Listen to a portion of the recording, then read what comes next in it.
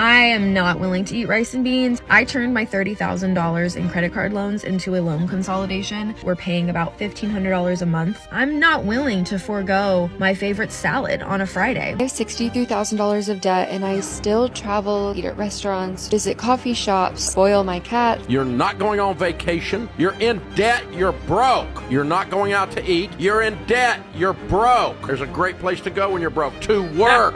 People in 2024 are refusing to pay off their debt, and it is literally out of control. Some people would rather hang out with their friends than pay off their debts, or they just think it's below them, or that it makes more sense to invest if your debt is at a low interest rate. Trillion mark. Oh! It went to zero! And boy, do we have a lot of controversial things to go over in today's episode. Now, if you guys have ever had debt and paid it off or didn't, let me know your reasons why down in the comments section below. Otherwise, let's get right into today's episode. Why are you not paying them? Because why would I? No, like if it starts back up, if none of them are forgiven, I mean... you'll just not pay them? Yeah. And that hurts your credit? You don't care? Yeah. It might go to collections and people could come after you and potentially sue you. You do not care. No. Okay, but what actually happens if you don't pay hospital bill? My daughter had to go by ambulance to the emergency room a couple months ago because she had a really scary seizure. She was fine. Another $1,000, and I haven't paid that either yet. Because they'll give you care even if you haven't paid, but like when I go to the doctor, I can't see my orthopedic unless I pay first. What happens if I don't pay it? I don't care about my credit. I already have a car. There's no mortgage on this house. Has anybody just not paid it? Like, is somebody going to show up on my doorstep and like sue me? Because that's like what I'm nervous about. Yes, that is exactly what would happen to you if you don't pay off your debt. See, this is going to be a very interesting topic, and I really want to bounce ideas off you guys, so feel free to chime in down in the comment section below. But there's definitely a morality level to this, your morals, responsibility, taking accountability for certain actions that you do. I know to some extent that medical debt and stuff like that is way overinflated, out of control, and they're charging way more than they should be with certain things. And then if it falls on you, it's like, screw you, I'm not going to pay you. But there are consequences for your actions. It doesn't happen to everyone, but there are, and I've heard horror stories where, yeah, sometimes some debt literally goes into collections from medical debt and other debts. It goes into collections if you don't pay it, and sometimes it gets forgotten about. Sometimes it sits there. Sometimes it could take 10 years. They'll come after you. You know, it really depends. Sometimes it's forgiven. They'll forget about it.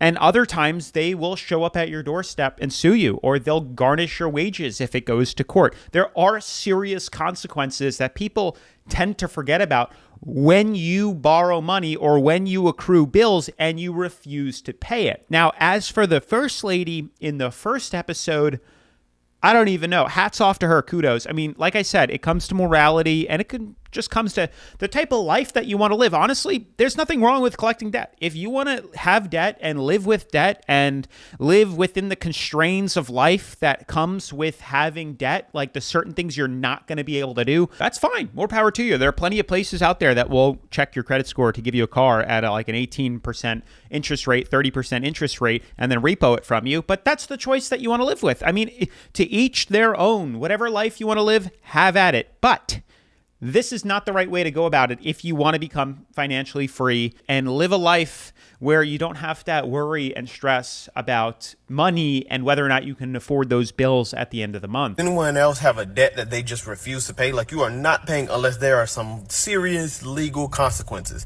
Let me tell you, I have one. It's only because of this insurance company, but it was a small bill. It was like $140. They added it to my credit. I could have been paid it. Yes, I could have paid it. It's $140. But it's the principle behind the situation why I chose to let my credit score drop, because I did not agree with it. I did not agree with it, and I refused to pay it. I said, I'm not paying this unless there are some kind of enforceable legal consequences that will be taken. Well, I hate to break it to you, bud, but there are some enforceable legal actions that can be taken. They can garnish your wages, they can sue you, they can destroy your credit. If you don't care about all that, have at it. Don't pay it. I had a similar story recently, actually, with myself. I don't know if you guys know, but I do have a second channel where I like to work on cars, rebuild totaled cars. And I purchased a car. Anywho, I ended up buying certain parts to be delivered that got delivered by freight from a truck.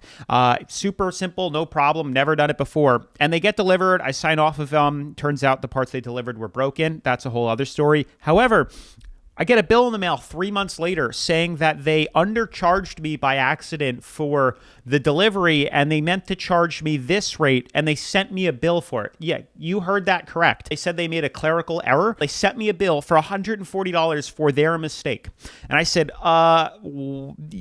sorry, sucker, I ain't paying that crap. Ripped it up, threw it in the garbage. Another 2 weeks go by, get another bill. Ripped it up, threw in the crap. I'm like, you made the mistake. It's not my fault. We agreed on this price, signed for it. Should be good to go. Well, several months go by and I end up getting a letter that it's been sent to collections and now I'm starting to get calls. And inevitably, for $140, it's just not worth fighting for. Whatever evidence they had against me, it's just not worth the battle to deal with it over $140. I don't need it to ruin my credit score. It sucks. I understand where he's coming from. And if I had it comes to opportunity cost. I don't have the time to be dealing with that crap and they know that. So I just said, I'm going to pay it. Maybe I'm wrong for doing so, but I didn't want to deal with the strike on my credit score, the back and forth. It's horrible. If you have ever had to deal with collections agencies, it's terrible.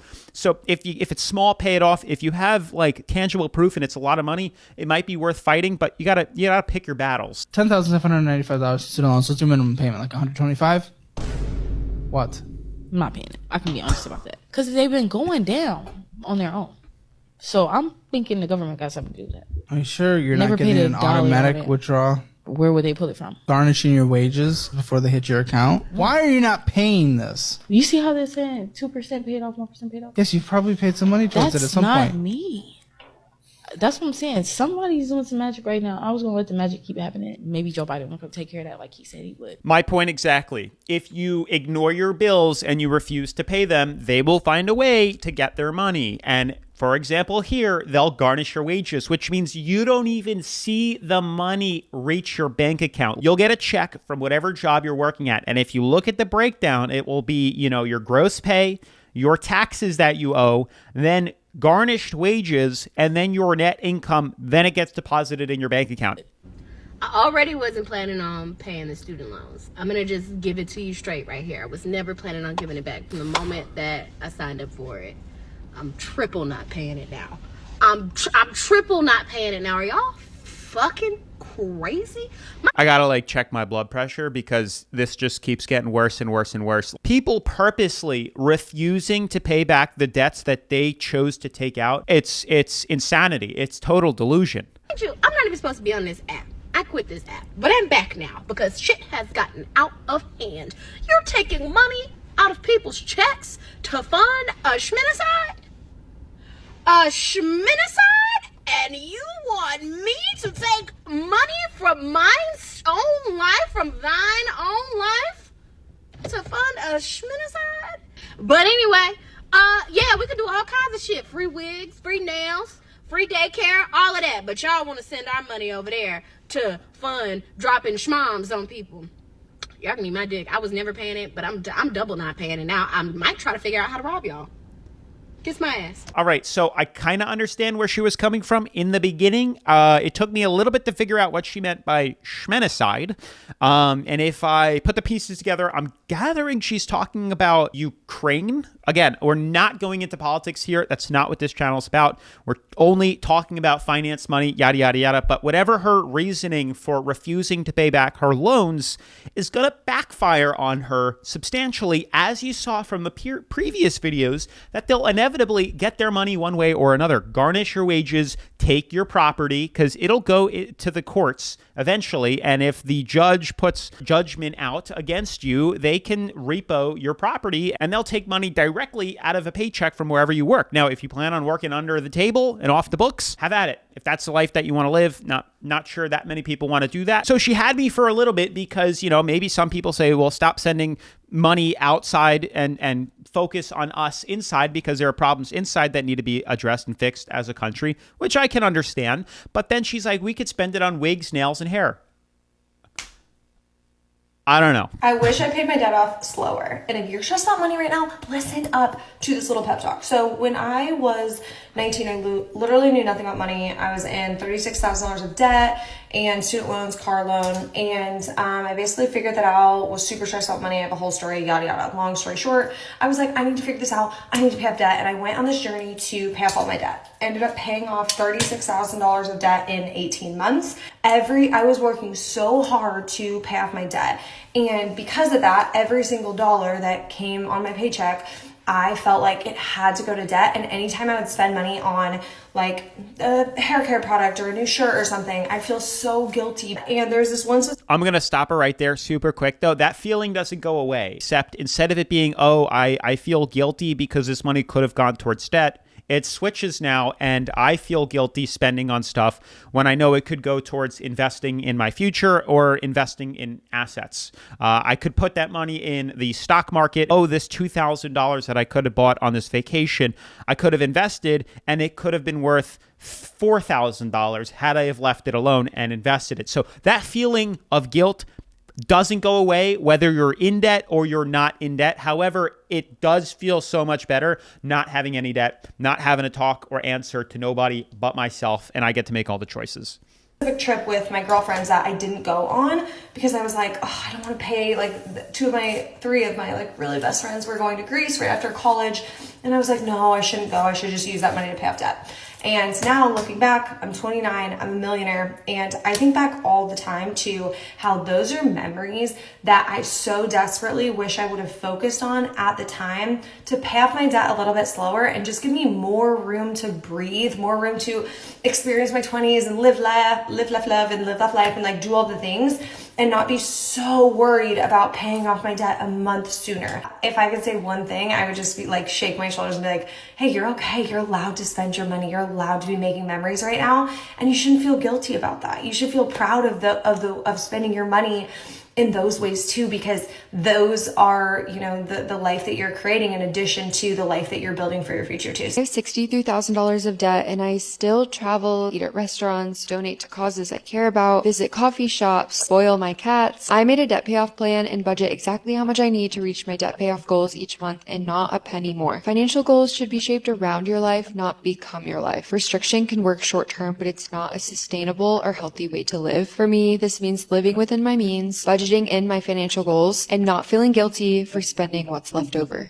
All right, so let's discuss that because this has been a long sought after debate that goes back and forth on either sides. I don't agree with a lot of what either of those women said. First off, the first lady, that just comes to FOMO, fear of missing out. If you want to give up your future later and live a life of not having to worry and stress about money because you have bills and debt every single month for the rest of your life to deal with, then so be it. If that's the life that you want to live, it comes out to FOMO. I've had to deal with it plenty of times too. I've had to decline my friends from going out numerous times, or I find a middle ground. It doesn't always have to be a hard right or a hard left. I'll tell my friends, listen, I'm trying to save money. Do you mind if we don't go out and we can do something inside? Can we, figure out something that's free or significantly cheaper to all do together? And most of the times they agree with me because who doesn't like saving money and having extra cash to buy things that you want down the road? So there are middle grounds here. We don't have to be so extreme. And as for the second woman who said that it's not sustainable to be living like that and it's not healthy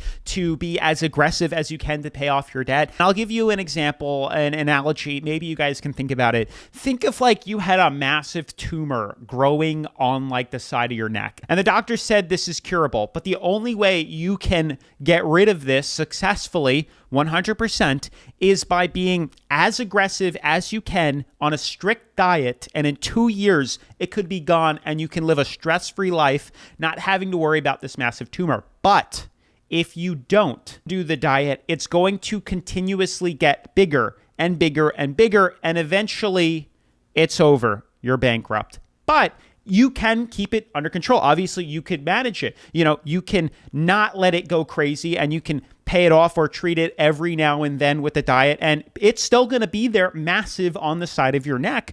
But if that's the life that you want to live with it growing there, the path of least resistance, have at it. Personally, for me, I'd rather, do that diet, be as strict as I can, get rid of it, and then live a life free to do whatever I want and live like nobody else. But to each their own. You let me know which path you guys would choose. You're not going on vacation. You're in debt. You're broke. You're not going out to eat. You're in debt. You're broke. You work all the time. You're in debt. You're broke. There's a great place to go when you're broke. To work. Okay? This is what you do. And you bust your butt. And it's scorched earth. No lifestyle. No nothing. You sell so much stuff the kids think they're next. You name the dog eBay and the cat Craigslist. Everything's going out the door. We're getting this mess cleaned up. We're sick and tired of being sick and tired. Yep. People that do it with that intensity get out of debt in an average of about 18 to 24 months. Literally just 2 years. 2 years, your whole life for the rest of your life can be changed. It's not 10 years. It's not 15 years. Why drag it this long? That girl in the previous video that said she wants to budget her money and she made a budget to pay off her debt over however many years. Why live like that? Like, there's no reason to be dragging this debt on for so long when you could just be aggressive, pay it off, and you won't have to worry about it. But unfortunately, what people don't seem to understand is they don't want to make sacrifices anymore. Especially young people, for whatever reason, don't want to make the sacrifices. They want to have their cake and eat it too. And unfortunately, it just doesn't work that way. You're going to have good things come to those who are patient, those who are disciplined. Things that happen very quickly typically don't last that long. And people would just rather take the path of least resistance, have the fun and enjoyment now, and just keep delaying and pushing off. And also, who's to say that you can't have fun while also being in debt? There's plenty of things that you can do, as we described in my previous video on underconsumption. There are plenty of free hobbies and free ways to get enjoyment and entertainment that don't involve spending tons of debt. Yes, your trip to Greece that's going to cost $6,000 with your girlies or your boys clearly is going to set you back quite a bit, and it might not be the best decision to make with all your friends that are in debt, and you could just wait 2 years, pay off the rest of your debt, and then you could do whatever you want. Literally travel the world when you're debt-free. So I have student loans, and I purposely try to not pay it off all at one time, and this is the reason why. If you have student loans that have a low interest, for me that's 3.84%, then it's better to pay the minimum while investing at the same time. The reason for that is because you want to take advantage of the time that you have investing while you're young. So for example, the S&P 500 returns 10% annually. If my student loans are at a 3.84% in interest, then I would be earning more investing my money. On top of that, my high yield savings account is earning more interest than my student loans. For me, I bank with PNC and I'm earning about 5% on my high yield savings. Except your math is completely flawed when you don't actually do the math. If you have a student loan of 3.84% and your high yield savings account is earning you 5%, the first thing is you're forgetting about taxes. That high yield savings account interest is not tax free. At the end of the year, you're going to have to pay your normal income tax on it, which is probably like a third or a quarter at least of that. So that 5% is looking more like 3.5%, which means you're breaking even, which means you're better off just paying off your loans. Second, in regards to the stock market earning 10% and your loans are 3.8, the one thing you're forgetting about is something called volatility and not knowing about the future. The thing is, a couple of years ago, I think it was 2020 or 2021, I bought myself a car. It was $40,000, bought it outright cash, 2018 Audi RS3, and I had friends that were older than me in their 40s, and I was questioning, do I invest in the stock market, earn 10%, or take out a loan for 3% and, arbitrage it and make that money? And a lot of them said to just go ahead and take out the loan because you can win it in the market. And I did more research, and eventually I decided to just pay off the car outright and invest with money that I had afterwards without having to worry about the risk. Turns out, right after I bought the car, the stock market crashed like 35%. I don't know if you guys remember that. Eventually we climbed out of it, but it crashed 35%. If I had put that money into the stock market, it would have been down, and it took a year and a half to recover. So Now I have a loan to worry about with money that is now worth a third of what it was, and I'm screwed. I now have to accumulate other money from some other things to pay off my car loan with money that I don't have. That's a problem when you don't factor in risk of the future that so many people make the mistake of. Now, to continue even further with what that girl said about arbitrage and leveraging, because obviously I've thought about it. If it was that easy, I would be the first one to tell you to do it, as I'm always eagerly trying to find ways to make money since I'm self-employed. Here's an article by Dave Ramsey. He says, pay off debt or save for the future. And he gives you a couple of examples here. Scenario 1, invest while still paying off debt. The average American with student loan debt has a balance of $38,000 with an interest rate of 5.8%. It typically takes someone 20 years to pay off their loans. With an annual rate of 11% earned a return, you'd have a little over $1.5 million in your retirement when you're 67. Yeah, it's a lot of money, but we're not done doing the math here. Second example, and I'll put the link to this article down in the description of today's episode here, paying off your debt before you invest, because I always hear this arbitrage. Let's say you start out with $38,000, the same amount as the last person. Yep, exactly the same. When you turn 30, you decide to get rid of your student loans before investing in retirement. Instead of dragging out your debt payments for another 22 years, you buckle down, you grind it out, and you pay off the rest of your student loans in 2 years. So at the age of 32, with no debt payments, you're able to invest 15% of your income towards retirements. For this example, let's say you start with $40,000 a year, yada, yada, yada, with an average return, same as before, 11%. You would now have over almost $2.5 million in retirement at the age of 67. And that's if you never got a raise or an increase to your contributions. That's over $1 million more, considering you never got a raise in the future ever again. And look at this chart. Here you have two examples. The yellow is investing while you pay off your debt, regardless of that interest that they said. And the green is investing after paying off debt. And look at how quickly eventually paying off your debt snowballs, compounds, and you grow so much faster than had you've been doing both. This is why it's so important to be paying it all off as fast as you can. So if you guys want to read the rest of this article, I will link it down in the description below. But I just thought I would go out there and show it to you guys before we continue further in the video. So you're saying either way, you get to the same result? Exactly. Because if this really worked, right, Joey, like you would just go take out as much debt as possible at 299 and put it in high yield savings, wouldn't you? Absolutely. So why don't you go get some more debt? The theory is if you could get a loan at 4.5 and you can make 5 in your savings account, you're going to go chase the spread. Correct. And I'm playing a different game. That's checkers. I'm over here playing chess. When you don't have any debt, you don't have any payments, it changes the decisions you make. It changes how many brain calories are used to make these calculations. It's literally with one click, this situation's over and you're back to $468 back in your life, putting it in the high yield, investing it. I don't know why you'd continue this if you just found out the result's the same either way. I would just get rid of the payment. Some people just literally have the guilt of they finally saved up, let's say 10 grand in their bank account, and there's just that feeling of guilt when it disappears. But understand that that money's already gone if you have debt. It's already gone. But people just like seeing that number in their account. I get it. I'm guilty of it too. We've all been there. But just understand it's hard to be debt-free. It's easy to be broken in debt, FYI. Give it a try. I'm telling you. What people don't understand is you can always go and get more debt. Literally tomorrow, I can be in debt up my ass, 100K in debt like this. It's hard being wealthy and staying ahead, but it's so much more rewarding.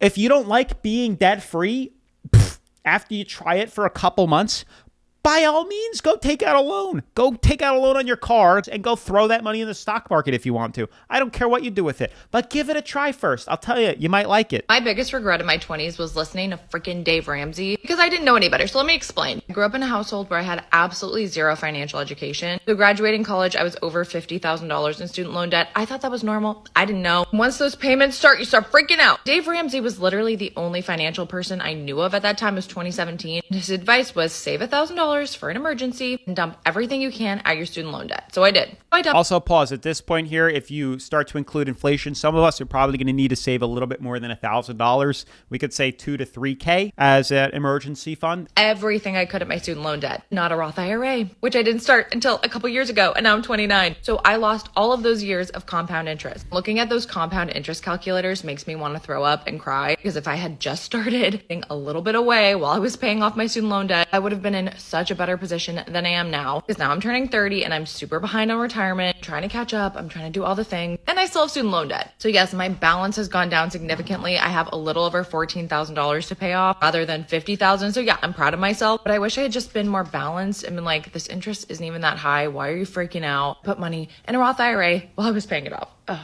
It makes me sick. It makes me so sad. I don't know how long. Somebody can do the math and leave it down in the comments. I don't know how long she's carrying that debt for, but it seems like it's several years. And if it only takes you 2 to 3 years, so you can catch up so much quicker. We've already debunked that previously in the episode, so we're not going to focus on it. But people, you're not doing the math right. You're not doing the math right. I recently went viral for having $30,000 in credit card debt, and it even got picked up by Newsweek. There was an article featuring my credit card debt.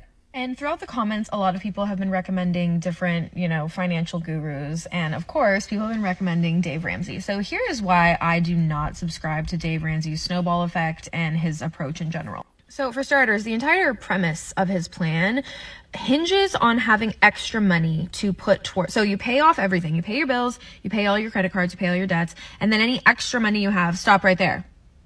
Who the fuck has extra money? So then he's like, aha, yes, if you don't have extra money, get a second job, get a third job, eat rice and beans. That's actually something I joined a Dave Ramsey private Facebook group. People all the time reference rice and beans, rice and beans. I'm sorry. I'm not willing to do anything to get out of debt. And there it is, boys and girls. There's the problem. We're about to find out why, because she just said, where am I going to get this extra money from? And we're just finding out she's refusing to lower her budget, her cost of her luxuries. Now we're going to find out what those luxuries are. I'm not willing to eat rice and beans every day.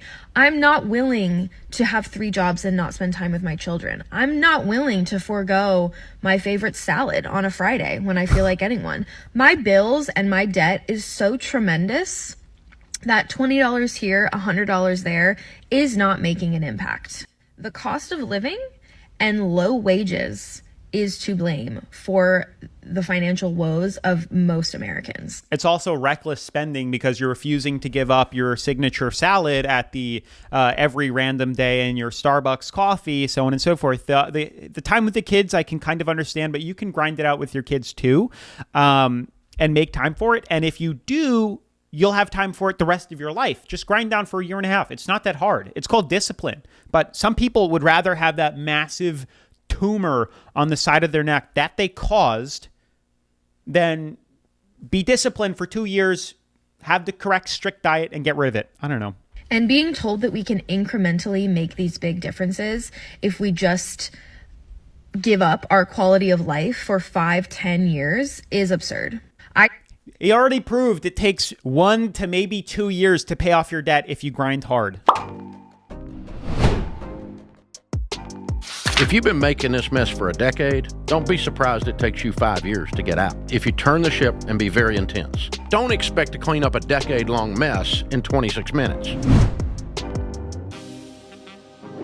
Turned my $30,000 in credit card loans into a loan consolidation with an 8% interest rate. We're paying about $1,500 a month to pay that off. And it's painful because every month I'm like, wow, what could we have done with that $1,500? But I am not willing to eat rice and beans. I am not willing to have a night job. My mental health and my quality of life is more important to me than paying off that debt. And that doesn't make me a bad person. No, it makes you wanting to take the path of least resistance that most people tend to do. And if that's the life you want with a massive tumor growing on the side of your neck, always weighing you down financially, more power to you.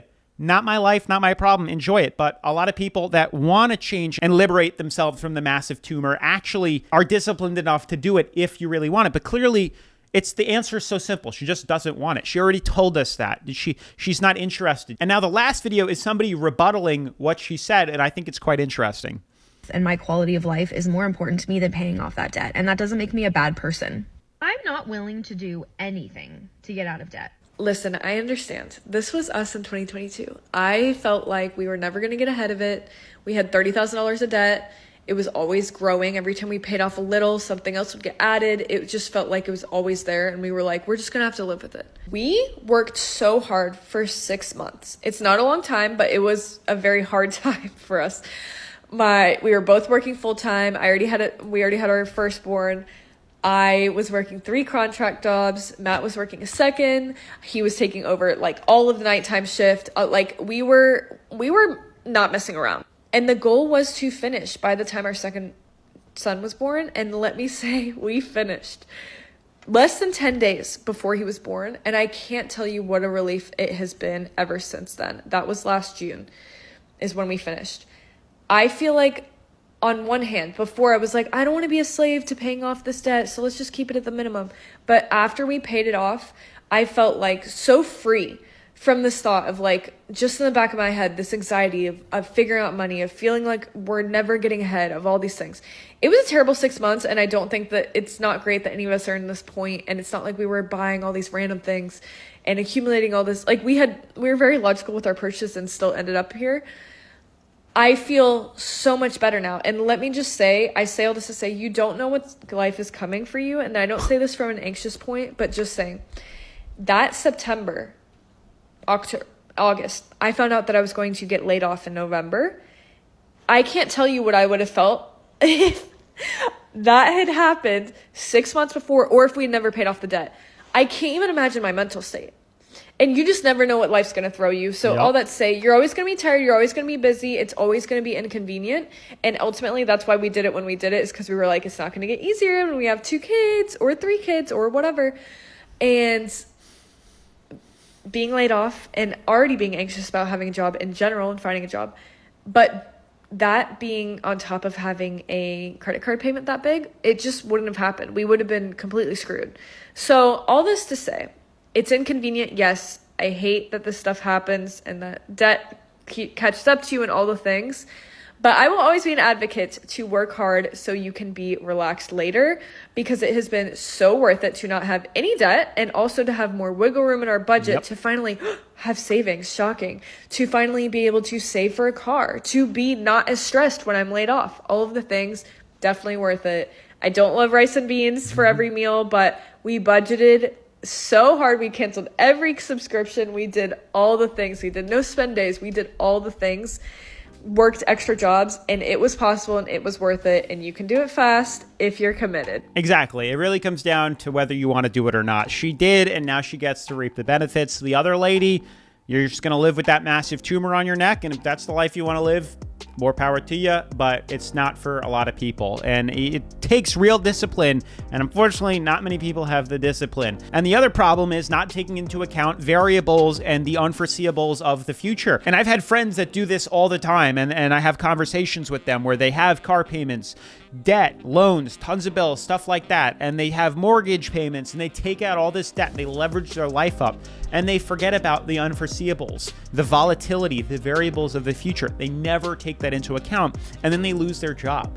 But the bills keep coming. And then that's how they get buried so quickly, is not considering those future variables. So it's horrible. It really is. Debt is not good. Don't be, as Dave Ramsey says, you are slave to the lender. And if you want to reduce the risk of the unforeseeables in the future, you need to get out of debt as quickly as you can. You want to have interest working on your side, not against you, because it can ruin you really quickly. But if you like having that tumor, have at it. But let me know what you guys think about this video down in the comment section below. I'd love to hear it. Smash that like button though, turn on post notifications, subscribe. Also remember, check out my underconsumption video that I did a couple of days ago, and I'll see you in the next episode. Peace.